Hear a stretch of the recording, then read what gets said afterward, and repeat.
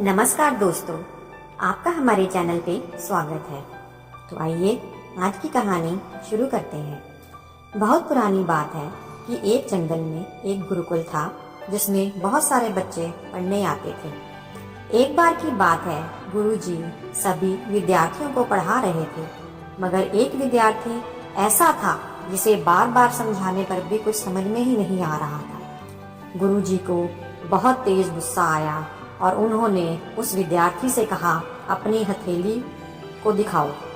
उस विद्यार्थी ने हथेली गुरुजी के आगे कर दी।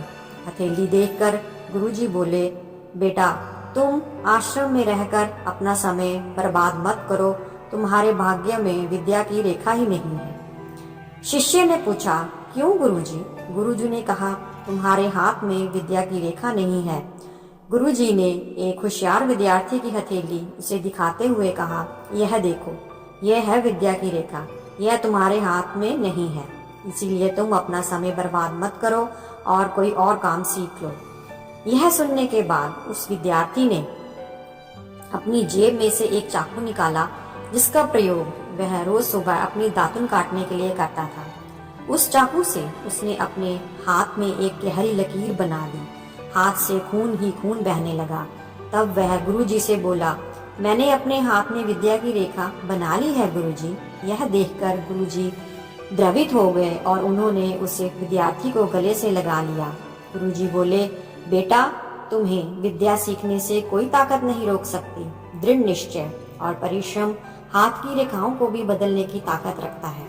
तो दोस्तों, वह विद्यार्थी आगे चलकर महर्षि पाणिनि के नाम से प्रसिद्ध हुए, जिसने विश्व प्रसिद्ध व्याकरण अष्टाध्यायी की रचना की है।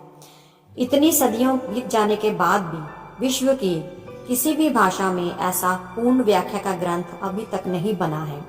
दोस्तों, इस कहानी से हमें यह शिक्षा मिलती है कि लोग चाहे जो भी बोले, हम हर एक को गलत साबित करते हुए अपनी लगन और कठिन परिश्रम के दम पर जो चाहे वो सब कुछ हासिल कर सकते हैं। बस एक हमारा इरादा पक्का होना चाहिए। तो दोस्तों, अगर आपको ये कहानी अच्छी लगी है तो हमारे चैनल को लाइक, शेयर एंड सब्सक्राइब करें। धन्यवाद।